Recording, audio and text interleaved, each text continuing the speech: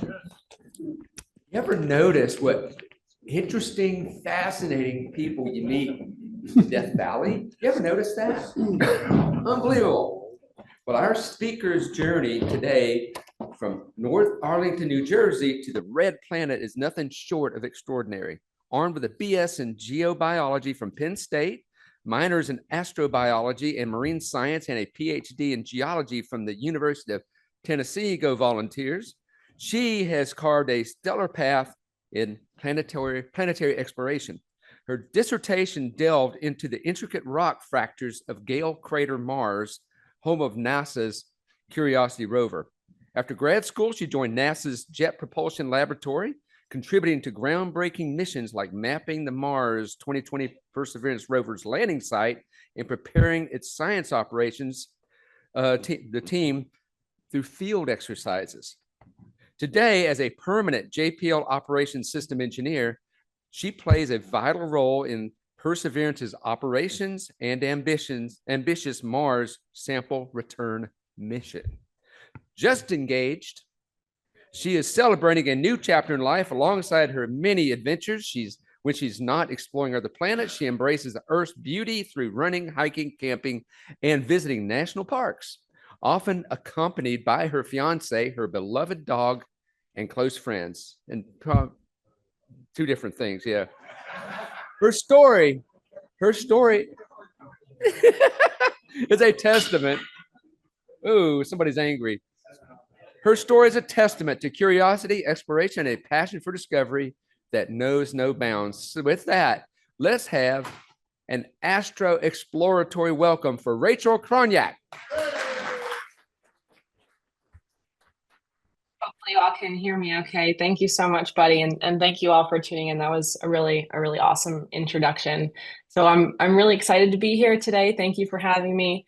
And like Buddy mentioned, I'll be sharing a little bit about the small piece of Mars exploration that I'm involved in down at the Jet Propulsion Laboratory in Pasadena. Obviously, it's been and continues to be a really tough week down here. Where I am here at home, I'm about 3 miles south of the evacuation zones for the Eaton fire. So I have a lot of friends and coworkers who have lost their homes. We're still kind of continuing to learn more about the state of things, and it continues to be a really tough week. So definitely keep us in your thoughts, and we appreciate all the support that we're getting from folks near and far.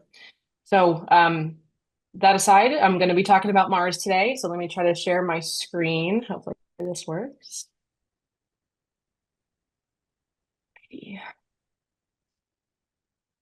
All right, can you see my slides okay?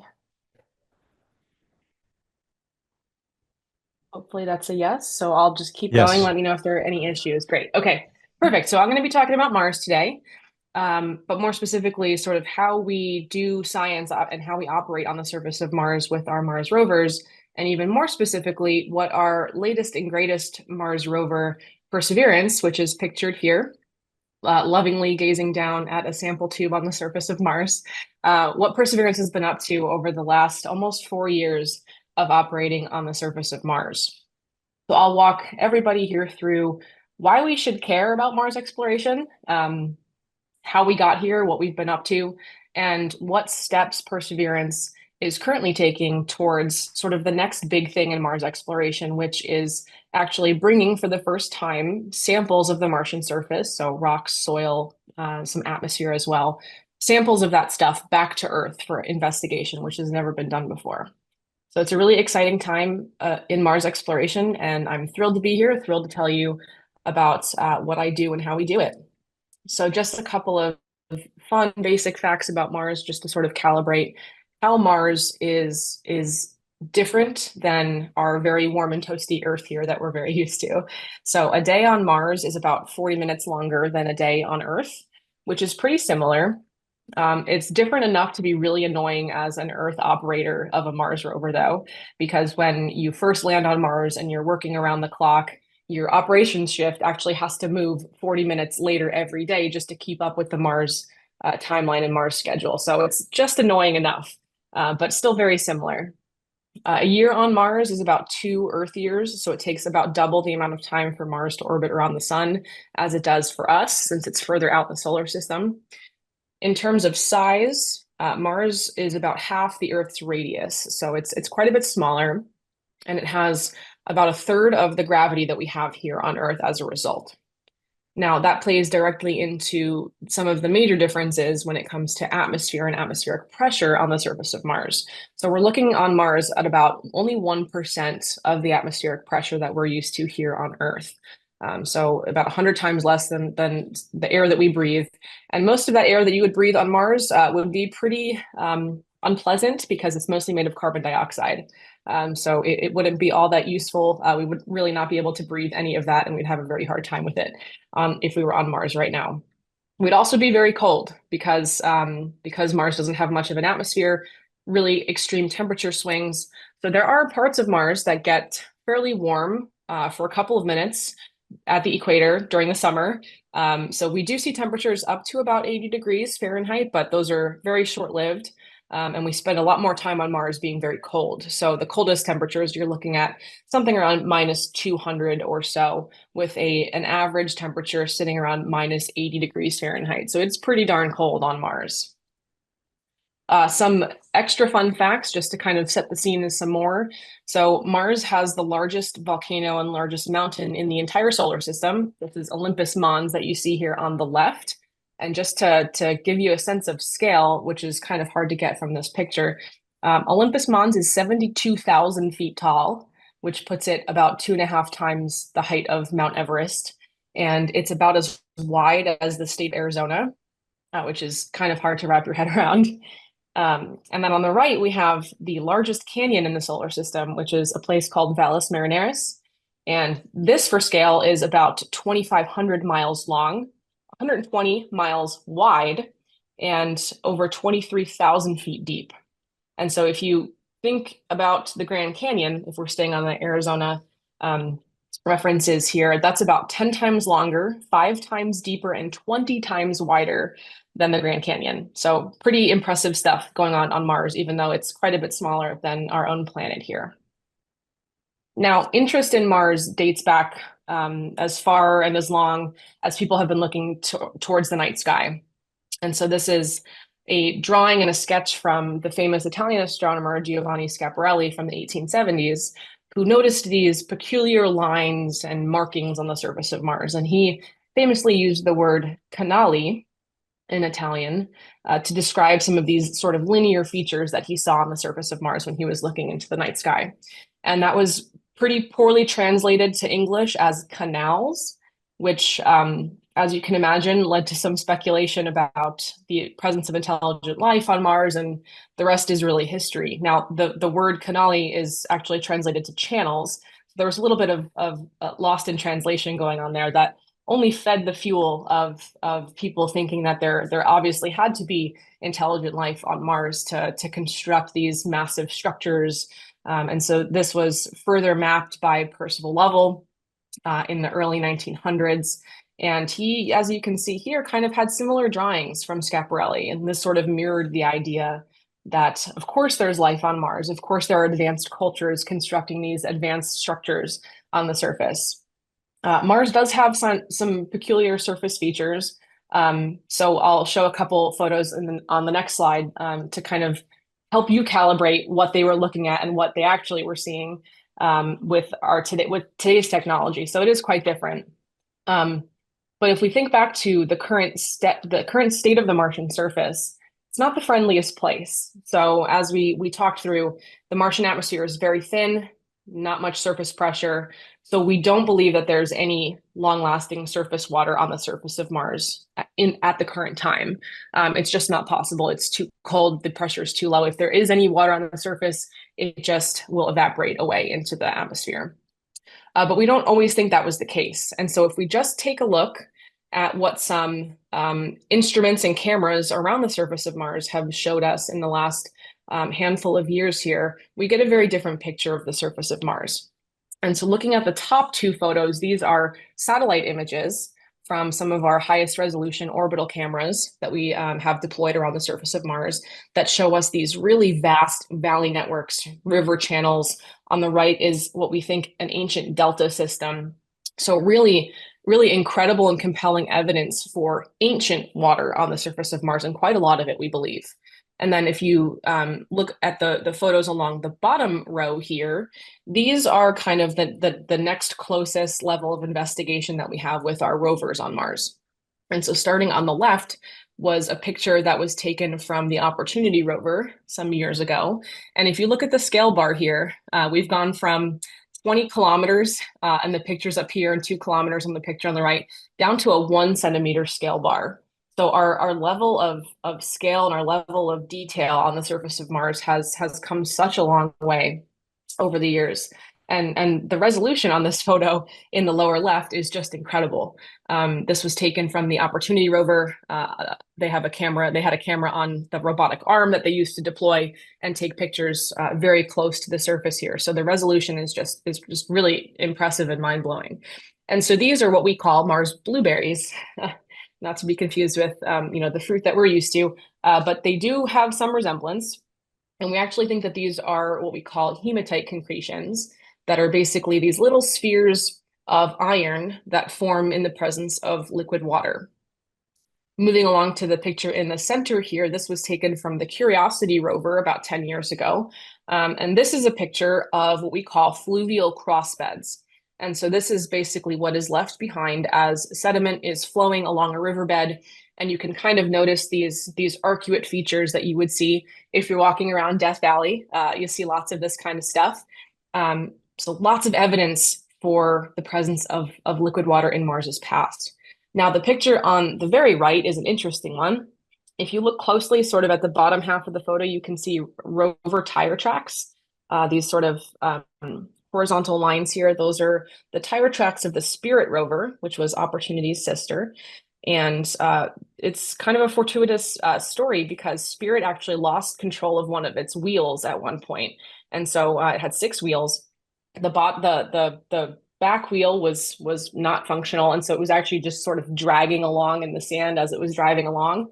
And what it unearthed by doing that was this sort of white concentrated soil, which we found to be made of almost pure silica, which is a really interesting discovery, really, really strong evidence for, again, the presence of ancient liquid water in the form of something like a hot spring or a hydrothermal environment, things that we are very familiar with here on Earth.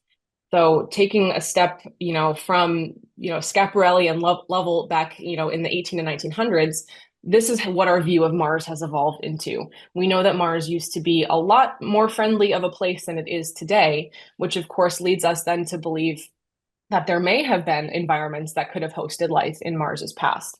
And so we could be looking at something, like this, an artist rendition of what Mars may have looked like something about 3.5 billion years ago. Looks pretty Earth-like, doesn't it?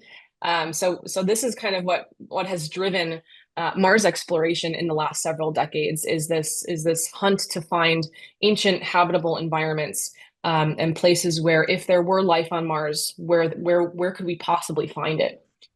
When we talk about the word habitability, it's not just about looking for water. And so this is kind of a nice graphic that shows the different components that make us believe that a place is habitable. It's complicated, and it involves a lot of things. It involves a lot of scientific interpretations, and the marriage of those different things is when we call a place habitable. And so obviously water is the number one. We know life on Earth requires water. So it's not out of the ordinary to believe that life elsewhere will also require water. We also need some other very basic building blocks like energy source in the form of, components that can be metabolized by life. Similarly, raw materials like chemicals and minerals that can help facilitate that metabolism. And then favorable conditions. Obviously, we as humans like a certain temperature. We prefer a certain temperature that we like to live in. And that's definitely a consideration when we're thinking about what these environments would have been like in the past and whether that may or may not have supported habitability. Now, you may also be familiar with a place called Europa. which is an icy moon of the planet Jupiter. And we have pretty compelling evidence that Europa has a very deep subsurface ocean. So when we're thinking about searching for life in other places, this is a really great place to look for extant life or current life, life that is still in existence, places that have oceans and salty oceans, we believe. But then when we're thinking about Mars, it's not so much the case that we're looking for life that is alive today. What we're really looking for on Mars are signs of ancient life. We know that Mars likely had habitable conditions and environments in the past, and we have a really extensive rock record on the surface of Mars to be able to look at these environments and assess whether these rocks may have hosted life in the past. And so a lot of these different places that we're interested in, that we send all of these rovers and robots to, are sent to these specific places to really search for those the preservation of potential life in these areas. And so just to kind of take one step further of kind of how we're executing this when it comes to our Mars exploration program with NASA, it really is a fourfold kind of piece that we're trying to build to story that we're trying to build together to be able to build the story of habitable worlds and searching for life on Mars. And so we're interested in determining whether life did arise on Mars. We're interested in understanding the ancient Martian climate and how it has evolved and changed and what it's like today. All of that is not very helpful without the context of geology. We really, when we're looking at a site and assessing its habitability, we really need to know what the geology is, what the local context is, what the environments are that formed these different rocks and outcrops and things like that. And then, of course, with every mission, we continue to make advances in technology to prepare for human exploration on Mars. And so just a little family portrait here of NASA's landed and orbital assets on the surface of Mars since the 1970s with Viking. We really have come a long way. Our rovers continue to get bigger and more complex and really impressive mobile laboratories as the years have gone on. And so, starting with Viking in the 1970s, our first rover with Sojourner in 1996, the pair of rovers Spirit and Opportunity in 2003, the Phoenix Icelander in 2007, Curiosity in 2011, which is still operational today. Curiosity is still going strong and making really incredible science observations and discoveries as we speak. InSight in 2008, which was looking for Mars earthquakes and kind of taking a closer look at the interior of Mars like never before. And then I'll spend the rest of my time today talking about the last two, which are the Mars 2020 Perseverance rover, which launched in 2020, landed in 2021 in the middle of the pandemic, which is a story for another time. But so Perseverance has been operating since 2021. I'll get into what we've been up to with Perseverance and how we are making steps towards the next mission, which is Mars sample return, which has been in the news lately for a number of reasons. We're very much working hard on Mars sample return, and we're really excited about what it will enable. And so I'll just spend a moment talking about that. And so we've never actually brought anything back from Mars. Anytime we send a rover or a mission, it goes to Mars, it stays there. It collects its science, it sends the data back to us here on Earth, and we do all of the different, science investigations and interpretations from that data. What we're trying to accomplish with Mars sample return is actually bringing pieces of Mars back to Earth. It's very challenging. We've never done it before. And what we're planning for is basically a 3-step or a 3-mission campaign in order to do that. So the campaign starts with Mars Perseverance, the Mars Perseverance rover, and we'll talk about that in a couple slides. Perseverance is basically collecting samples of the surface in sample tubes, and I'll show you exactly what that looks like in a little bit here. And there will be another mission that will land a big giant lander that Perseverance will meet up with, pass over the sample tubes, load them into a rocket that will launch off the surface of Mars, and then meet up with an orbiter that is already stationed in low Mars orbit to collect those sample tubes and then send them back on a return journey to Earth, where we will be able to crack open those sample tubes in a very clean environment, analyze them, and answer questions about Mars and Mars's history that like we've never been able to do before. And so some bullet points here just about highlighting why we want to do this. Like I said, we send all of our missions to Mars. They stay there. So we're very limited in what we can send to the surface of Mars because mass is very expensive. It's hard to send a big spacecraft to Mars. And so we're very limited in what we can learn about the surface of Mars from robots. And so if we can actually bring samples of Mars to Earth and allow, the whole entire arsenal of the Earth's capabilities of scientific laboratories, capabilities that haven't even been discovered yet, it's really going to unlock fundamental questions about the surface of Mars that we've never been able to answer before. And some of those questions are listed here. Was there ever life on Mars? What do environments for ancient life on Mars look like? How do planets form and differentiate and evolve over time? How has Mars's surface and climate evolved over time? What is the history of Mars's ancient megafield? We think Mars used to have one. It doesn't anymore. So why? These are questions that we've never been able to answer with robots and satellites around Mars. And this is really going to enable generations of science, similar to how Apollo samples from the 1970s have. Those samples that the astronauts brought back during the Apollo program continue to be analyzed and continue to lead to lots of discoveries about what we know about the moon. Okay, so jumping to the Perseverance rover, my specialty. This is a super fun mission to be on. It's the pleasure of a lifetime to be able to be on this team and to work on this rover. And so this is just a brief timeline of sort of where we got to where we are now, how we got to where we are now. And so we don't just build and send rovers overnight. It takes a lot of time to develop, the science objectives, the landing site, the instrument payload, how we're gonna analyze this stuff once we're on Mars. Sorry, my dog is unhappy with me right now. Sorry about that. Then we finally get to the launch pad, which we very nearly missed because of the pandemic that was going on. Got to Mars in 2021, and we have been operating on the surface ever since. And so it's getting close to 4 years now that we've been operating on the surface of Mars with Perseverance. And getting back to the science objectives that we outlined very early on in the development of this mission are kind of in 4 parts that will be very familiar to the Mars exploration program objectives that we talked about just a minute ago. And so, it's kind of a 3-parter of how we're looking for ancient life, signs of ancient life on Mars. We want to understand the context and the geology of the landing site.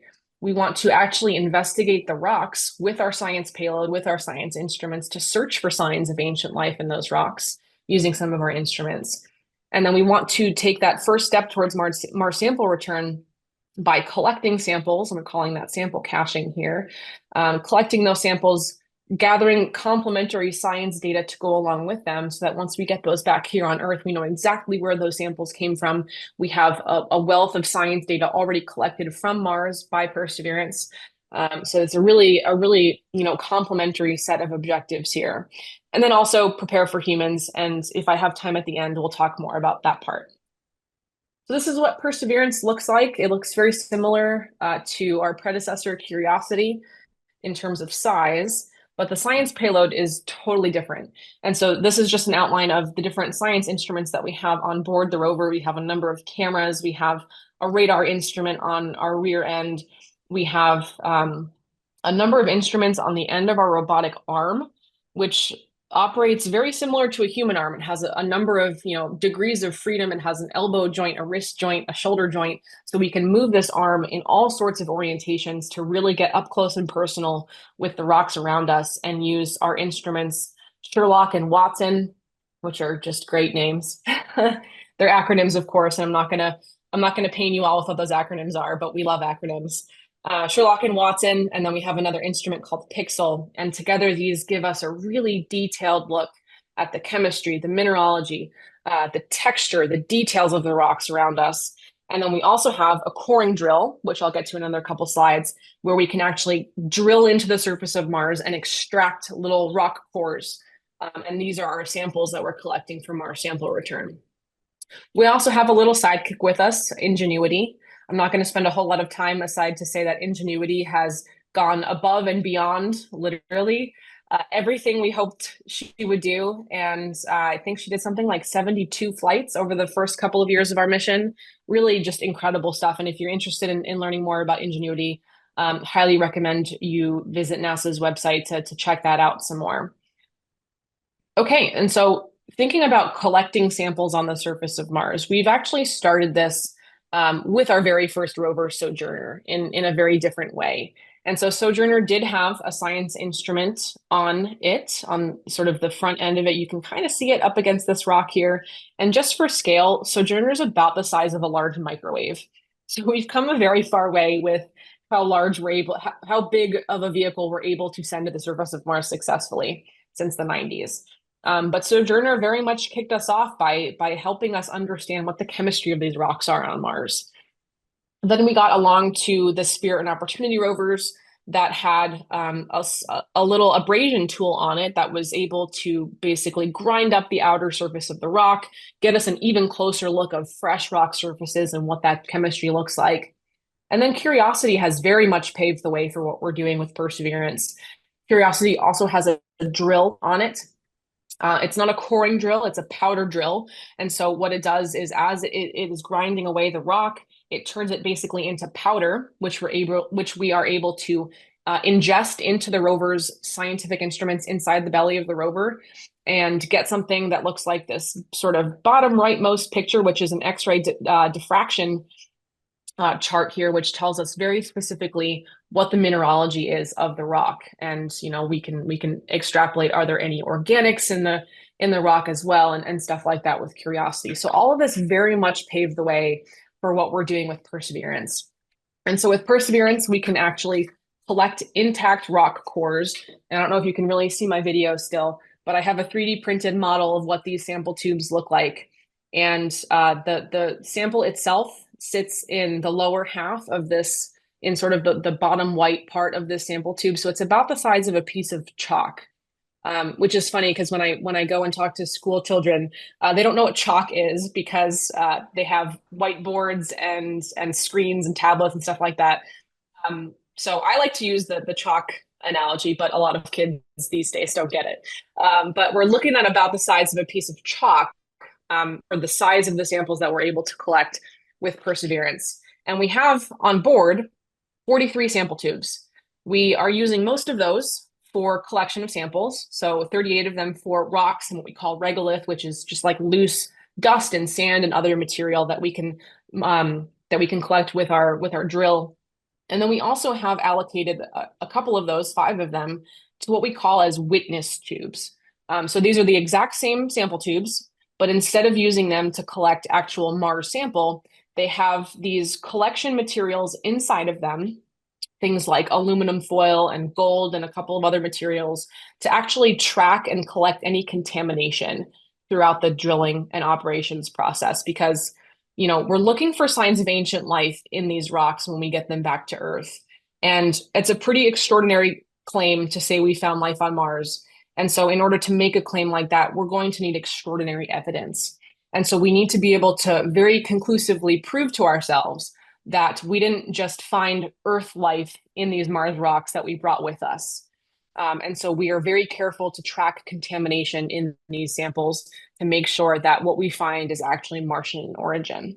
So periodically we'll use one of these witness tubes to collect contamination throughout the mission as we're going. Okay, so where is Perseverance? This is an orbital map of Mars. Warm colors are high elevation, cool colors are low elevation. We're kind of straddling the boundary between those two. And if I zoom in a bit more, we're right on the edge of this large impact basin. We're a teeny tiny impact crater here called Jezero. Just gonna let my dog out 1 sec. Come on. Go on. Okay, sorry about that. So we landed in a crater called Jezero, which you can kind of see here at the end of the arrow. I'll zoom in again. This is a much better picture of what Jezero crater looks like. It's about a 70 kilometer diameter impact crater. And I'll draw your attention to the left side where all of these words are. If you look along the rim of the crater, which is sort of this greenish yellowish circular rim around the crater, you can see very clearly that this rim has been cut by a river channel in the past. You can even trace that river channel many kilometers to the west and northwest outside of the crater.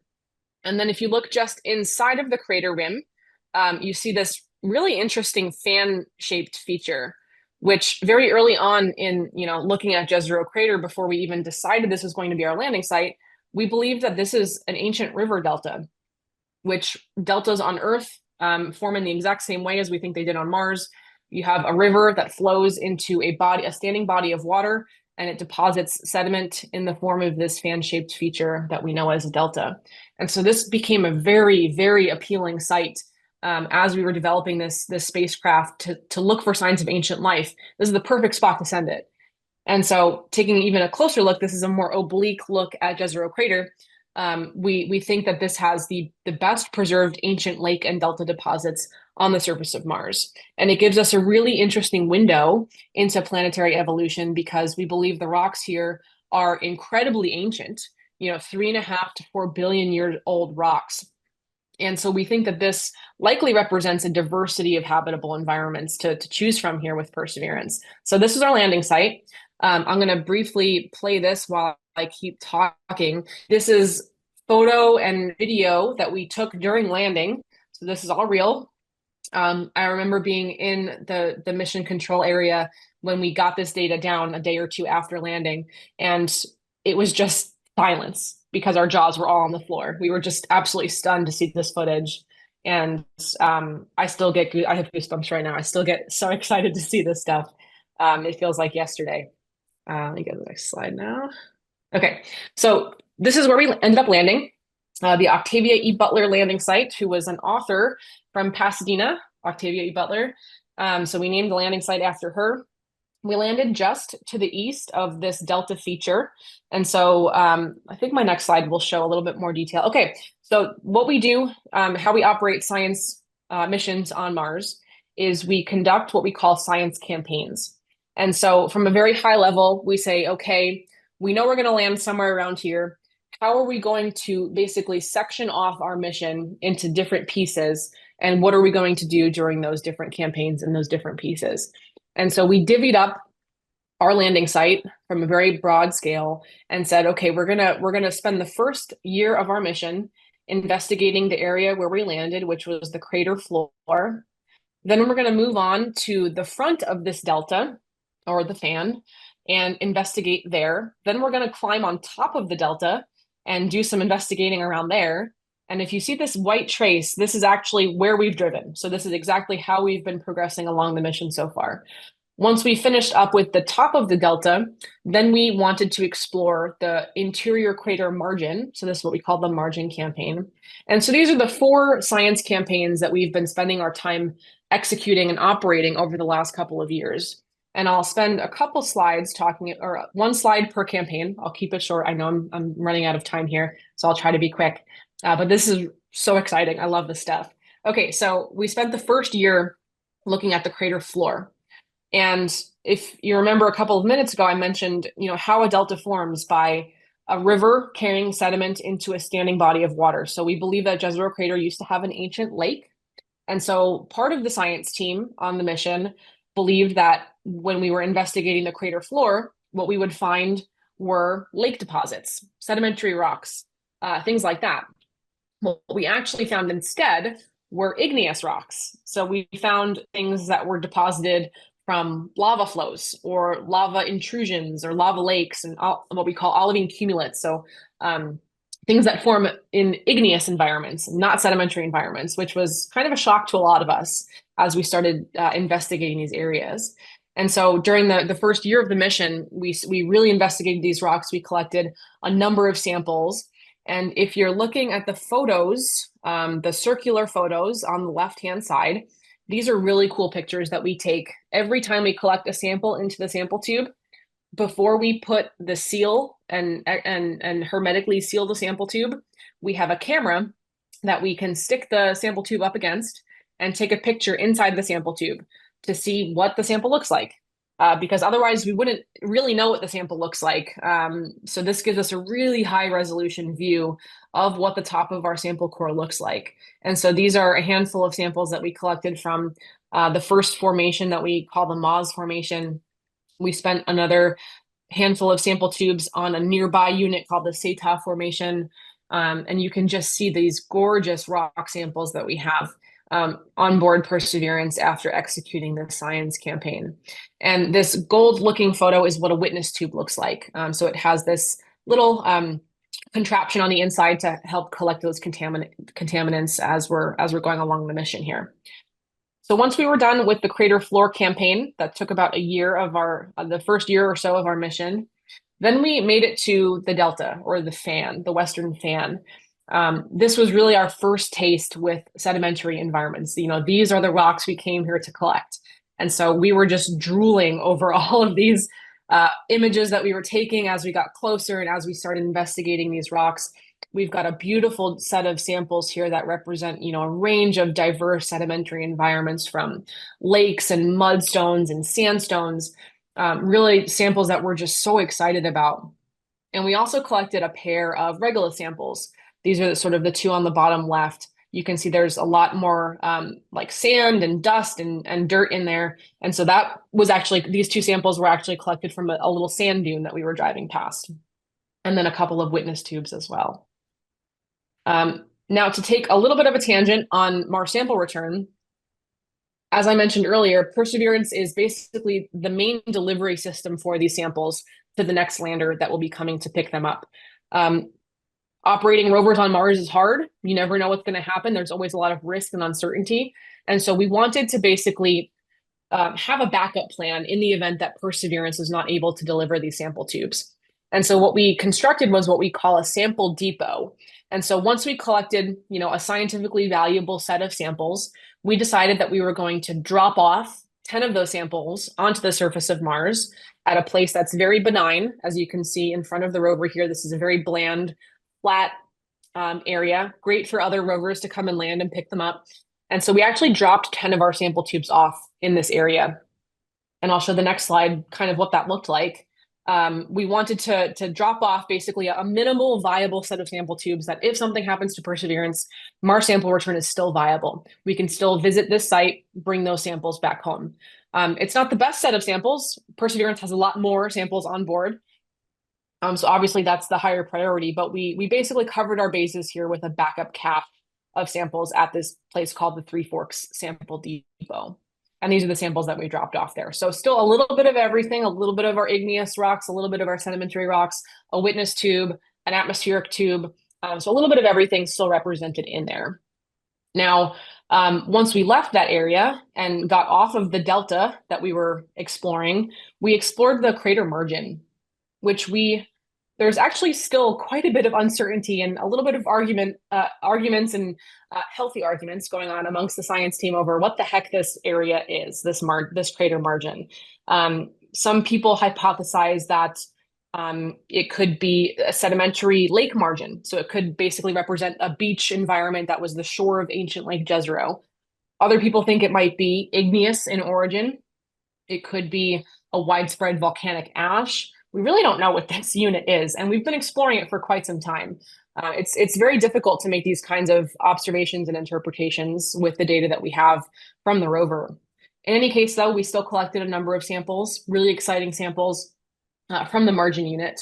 And then just to summarize, all of the samples that we've collected as of this month are listed here. So this is the money shot of what Perseverance has been up to for the last almost 4 years. We've made a really incredible amount of progress towards Mars sample return by collecting this incredibly diverse set of samples that the science community is very, very excited about. And so we're really just full steam ahead by carrying on. We have about 13 sample tubes left. And where are we going, might you ask? We're actually going to be, well, we actually have already started this, but we're exploring the crater rim. So we're actually climbing out of the crater onto the rim of Jezero crater to explore rocks that are just incredible. And so what we call megabreccia, so these big, gigantic blocks that are angular, different sizes, different shapes. We think these were actually formed during the crater impact itself. These areas have the potential to tell us even more about the environment before Jezero crater even formed. So these are rocks that are simply inaccessible anywhere else. And so we are super excited about our investigation of the crater rim, which we have been pretty busy with. So this is now just adjusted to be over the crater rim, where we've been exploring. You can see our rover track in the white dotted line here. We've made an incredible amount of progress, and we're actually on the downslope side of the crater rim to the west here. And if you look at the blue and green lines, these are the areas that we're anticipating exploring over the next couple of years, because we have a number of sample tubes left to fill, and we are so excited to fill them and finish our sample collection with Perseverance. It's also, as you can probably imagine, very challenging as our number of sample tubes dwindles. The bar for deciding on what sample to collect is very, very high. And so it's really challenging to make those kinds of decisions at this point in the mission. But just some of the things that, are kind of going on in the back of our minds, and things that we're very, very much thinking about and talking about in the background here is, how far south should we drive? How many outcrops should we visit? How do we approach these different outcrops? Because they're so different from anything we've ever seen before. How far away should we go? Because we do think we'll have to come back into the crater to rendezvous with the next lander from our sample return. So we're kind of always weighing these different things as we kind of plan and operate the rover. So it's really, really exciting. The best, I truly believe the best is yet to come with Perseverance, because we're just, constantly seeing new things, investigating new rocks, and we're just really, really excited to fill the rest of our sample tubes and continue to pave the way from our sample return. So with that, I will end it here. I think I'm way over on time, but hopefully we can still ask some questions. And I'll pause here for just to say thank you, express my gratitude. I'm really excited that you all wanted to hear from me today, and I'll take any questions if we have time. Thank you. Rachel, I think that was a fantastic presentation. Your articulateness and your ability to just explain things without a whole lot of ums and ahs and is by itself pretty impressive. Not to mention all the stuff that you're telling us about, the red planet. So I think we have a lot of questions in the back. We've got them lined up. I don't know if you can see the video over there. But I think the roving mic is back there. Go ahead, Steve. Thank you so much for a wonderful presentation. 2 quick questions. How long does it take us to travel to and from Mars? And number 2, relative pH of the surface, is it similar to the Earth? Great question. So travel time, when we're talking about sending vehicles to Mars, we really have to make sure the orbits are aligned such that the travel distance and the travel time is minimized. And so once we get into those launch windows, it takes about 6 to 8 months to get to Mars. That's been our experience with Perseverance and with Curiosity and with Spirit and Opportunity as well. So we can really try to minimize that time as much as possible. Now, in terms of travel time to get signals back and forth to Mars, it's a little different. We basically send communications via the DSN, which has satellite dishes all over the world. And it takes about 20 minutes to send our commands to Mars, which sounds really fast, and it is really fast, but it's slow enough that we have to be careful about it. We're not just like joysticking with a video game console every command to Mars. So basically what we do is we send an entire day's worth of commands to Perseverance at a time, because it's just not efficient to do it any other way. And so, we'll spend an entire day working on what Perseverance is going to do tomorrow. We'll send that entire, daily checklist up to the rover at the end of every day. And so that's a little bit faster. Obviously, 20 minutes is pretty quick. And then it takes the same amount of time to send a signal back to Earth. When it comes to pH, it's a really fascinating question, and not one that I can answer quickly, because it depends. It depends on the rocks that we're talking about. Some of the Mars exploration rover Spirit and Opportunity found very acidic environments. Minerals like jarosite, which is an iron oxide that we think forms in a very acidic environment. But then we also find with Perseverance rocks and ancient environments that we think that were probably very neutral when it came to pH. We had a pretty habitable lake in the past. We had river environments that we think were a lot more friendly, but it really depends on the environment that you're interested in, because all of our different missions have been to very different landing sites that have found very different environments. And I want to thank you as well for the presentation. It was fascinating. My 23-year-old daughter, who is just beginning her career as a research scientist, said that she is very proud of you. So you are an inspiration for young women that are coming into the sciences. Keep that up. But my question is, you picked the Jezero crater as an impact crater, yet you're exploring the Martian environment. Aren't you concerned, or is there a concern that what you're actually looking at are foreign materials that landed on Mars with an impact? Good question, and that comes back to what we understand about impact dynamics. And so, if you're familiar with meteor crater on Earth, I think they had an extensive mining operation to find material from the actual impactor itself, and came up fairly empty-handed. Impact dynamics are very, very complicated and very violent things that happen in the solar system, and so. When we think Jezero crater formed, almost immediately the impactor itself was most likely vaporized. It may have, it excavated this big crater, threw out a bunch of stuff all over the place. We're hoping to find some of that in the crater rim here, if any of that has been preserved. So impacts are messy, and they jumble the surface geology around quite a bit. Everything that we see inside the crater, because just based on simple relationships and stratigraphic relationships, everything that we see when it comes to this river channel, the delta, all of the igneous rocks that we find inside the crater, that must have happened later. The crater must have been here for those things to have flowed into it.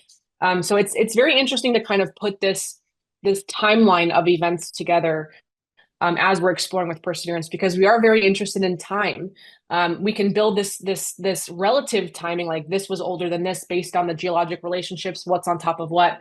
But that also becomes very complicated when we get to environments like we see on the crater rim, where we don't know how to make sense of the relative timing, because everything has been jumbled and thrown around, and that's part of kind of the spider web we're trying to untangle here.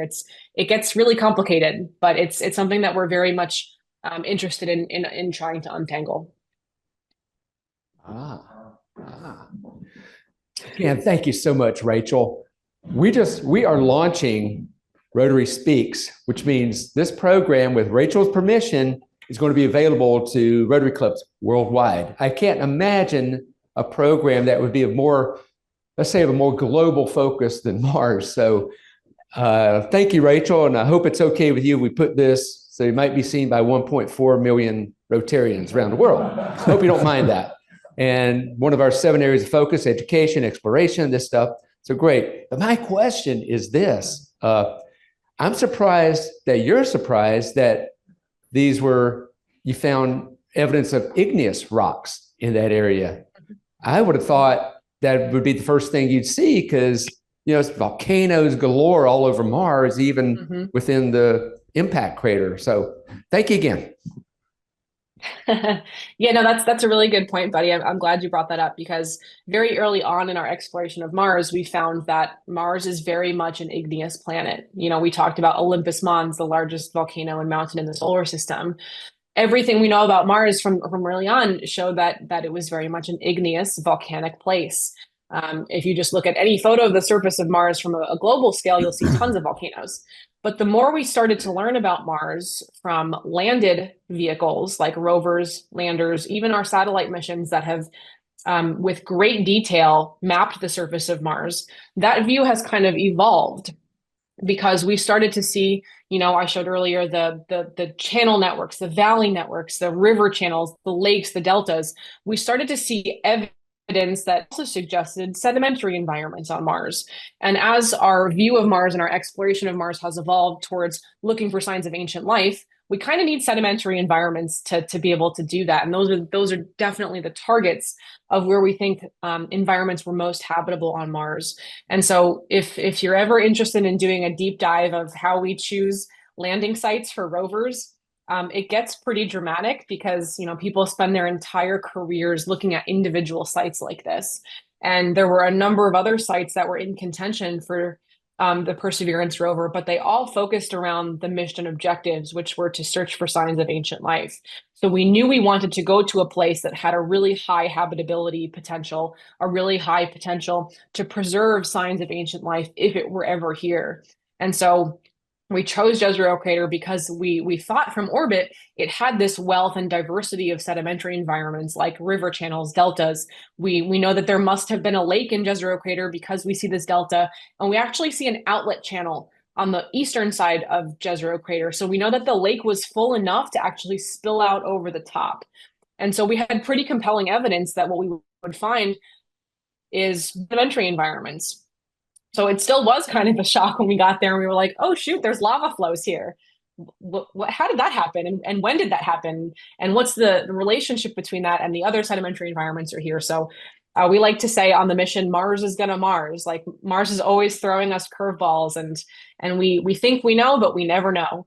And that's what keeps it exciting, because we're very much discovering new things. We're in the business of space exploration. We're always discovering new things.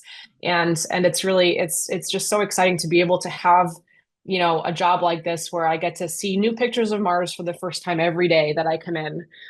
So it's the best job ever. Thank you very much for such a wonderful presentation. It was truly fascinating. Two quick questions, and perhaps you touched on the first one already, and it just flew by me. Do we know if Mars still has a molten core? And the second question is, with the low atmosphere that you described, is it windy? Okay, I'll touch briefly on the first one. We do believe that Mars has a molten core in some fashion. We believe that a lot of the rocky planets formed in a very similar way and have a very similar interior structure. Where it comes down to differences between Earth and Mars, and what we're still kind of uncertain of, is how Mars's interior may have changed over time. Because I briefly mentioned that we think Mars used to have a magnetic field. And in order to have all of this liquid water on the surface, Mars had to have had a thicker atmosphere at some point in the past. And we don't know what happened to Mars to be able to cause that. And so there are some weird things that may have been going on in the Mars interior, perhaps the outer core or the mantle or something like that, that helped, you know, lose the atmosphere, lose the magnetic field. Those are still very much questions in the community. And then when it comes to the atmosphere, can you repeat that part of the question again? Sorry, I've forgotten it. Oh, you're asking if it was windy. If it's windy. It was windy, yeah. Okay. Yeah, sorry. Yes, it is windy on Mars. And we actually have on our instrument payload, if you can still see my slides here, we have a weather station on Perseverance called META. It stands for the Mars Environmental, I'm not going to try to say that acronym, I don't remember it. It's a weather station on the rover that is basically a series of these booms that stick out and monitor things like wind speed, and other things like that, temperature, things like that. And we have found that Mars is quite windy, and there's lots of little dust devils that we see off in the distance. We take photos of those and videos of those every single day. So even though Mars's atmosphere is much thinner than what we have here on Earth, it is very much a dynamic and an active atmosphere. Great. Thank you very much, Rachel. Thank you for having me.